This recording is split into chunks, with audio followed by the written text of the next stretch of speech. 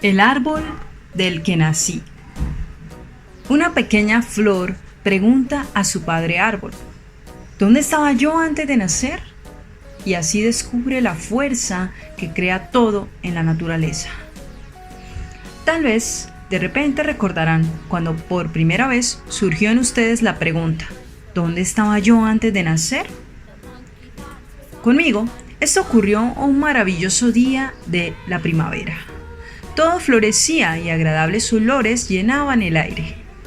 Mariposas de colores y avispas ruidosas volaban de un árbol a otro, y yo sentía que la vida era eterna. De repente, dentro de mí surgió la pregunta: ¿dónde estaba yo antes de nacer? Nadie podía responder a esta pregunta mejor que mi padre, un árbol, donde me encontraba balanceándome al viento sobre una de mis ramas. ¿Dónde estaba yo antes de ser una flor rosada?, le pregunté a él, emocionada. Mi padre, árbol, sonrió y me respondió: estabas dentro de un plan, en el programa del desarrollo. Fue la primera vez que escuché estas palabras mágicas, el programa del desarrollo. Quería preguntar a mi padre árbol un poco más, pero en ese mismo momento una libélula con alas brillantes se posó sobre mí.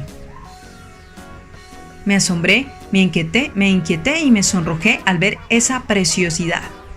Ella tenía unas sandalias de oro como el hada Cenicienta. Me quedé con una sandalia cuando ella se fue y la guardé en mi caja de los tesoros. No le dije nada a mi padre árbol, pero a mí me pareció que él sabía todo de mí. Desde ese día, mi padre árbol empezó a darme más agua que antes, y las hojas verdes me preparaban una papilla dulce con azúcar y me alimentaban sin cesar.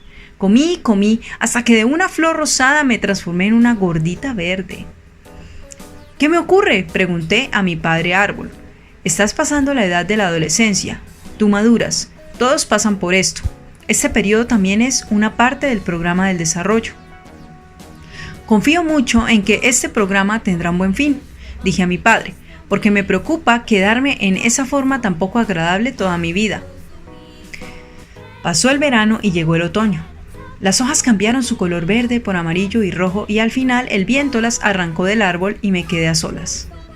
En este momento yo era una manzana roja y madura. Una mañana, un niño se acercó a mi rama, extendió su mano y me arrancó del árbol.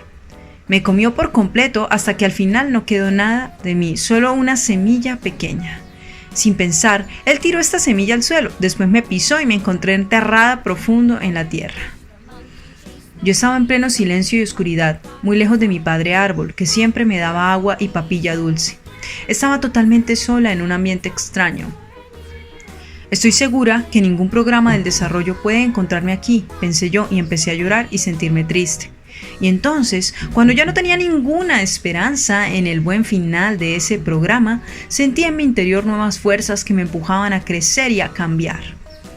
Resulta que mi padre árbol puso en mí la semilla, todo lo que yo necesitaba, y en realidad la tierra no era extraña y hostil hacia mí, al contrario. Las aguas de lluvia pasaban a mi lado y solamente necesitaba saber cómo tomarlas. Y es asombroso, yo sabía cómo hacer esto. Incluso en la más pequeña semilla, tal como yo, está el poder de programa de desarrollo que me protegía y me impulsaba a crecer. Por fin, me convertí en un árbol lleno de flores rosadas y aromáticas. Me convertí en un árbol que no estaba lejos de mi padre árbol del que yo había nacido.